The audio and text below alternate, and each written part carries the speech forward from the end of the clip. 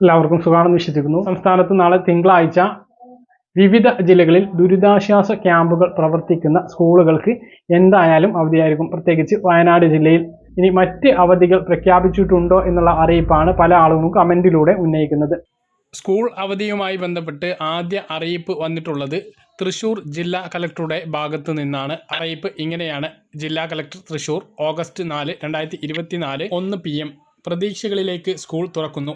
കൂട്ടുകാരെ, മഴയൊക്കെ കൂടുതൽ ആയിരുന്നതിനാൽ കുറച്ച് ദിവസം സ്കൂളുകൾ അവധിയായിരുന്നു. എന്നാൽ നാളെ 5/8/2024 മുതൽ വീണ്ടും നമ്മൾ സ്കൂളിലേക്ക് പോവുകയാണ്. മഴ കുറഞ്ഞു എങ്കിലും കരുതലോടെ സുരക്ഷിതരായിരിക്കാൻ ശ്രദ്ധിക്കണം. അപ്പോൾ തൃശ്ശൂരിൻ്റെ മിടുക്കികളും മിടുക്കന്മാരും സ്കൂളിലേക്ക് പോകാൻ തയ്യാറായിക്കോളൂ. ദുരിതാശ്വാസ ക്യാമ്പുകളായി പ്രവർത്തിക്കുന്ന സ്കൂളുകൾക്ക് തൃശ്ശൂർ ജില്ലയിൽ അവധിയായിരിക്കും എന്നും ജില്ലാ കളക്ടറുടെ അറിയിപ്പിൽ വ്യക്തമാക്കുന്നു.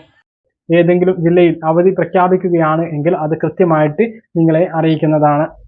മറ്റൊരു പ്രധാനപ്പെട്ട കാര്യം, സംസ്ഥാന സർക്കാർ ഈ വർഷത്തെ അധ്യയന ദിനങ്ങൾ 220 ക്രമീകരിക്കുന്നതിൻ്റെ ഭാഗമായിട്ട് ശനിയാഴ്ചകളിൽ സ്കൂളുകൾ പ്രവൃത്തി ദിവസമാക്കാൻ തീരുമാനിച്ചിരുന്നു. വിദ്യാഭ്യാസ ഡയറക്ടറുടെ ഉത്തരവും ഇത് സംബന്ധിച്ച് ഇറങ്ങിയിരുന്നു. വിവിധ അധ്യാപക സംഘടനകൾ ഹൈക്കോടതിയിൽ പോയതിനെ തുടർന്ന് ഇത് ഹൈക്കോടതി റദ്ദാക്കിയിരിക്കുകയാണ്. ഹൈക്കോടതി പറഞ്ഞത്, വിദ്യാർത്ഥികൾക്ക് ശനിയാഴ്ച അവധി എന്നുള്ളത് കേരളത്തിലെ കീഴ്വഴക്കമാണ്.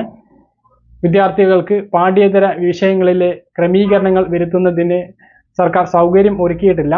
ഇങ്ങനെ പെട്ടെന്നൊരു ഉത്തരവ് വിദ്യാഭ്യാസ ഡയറക്ടർക്ക് ഇറക്കാൻ അവകാശമില്ല. അതുകൊണ്ട് ഈ ശനിയാഴ്ചത്തെ റദ്ദാക്കിക്കൊണ്ട് കേരള ഹൈക്കോടതിയുടെ ഉത്തരവ് വന്നിട്ടുണ്ട്.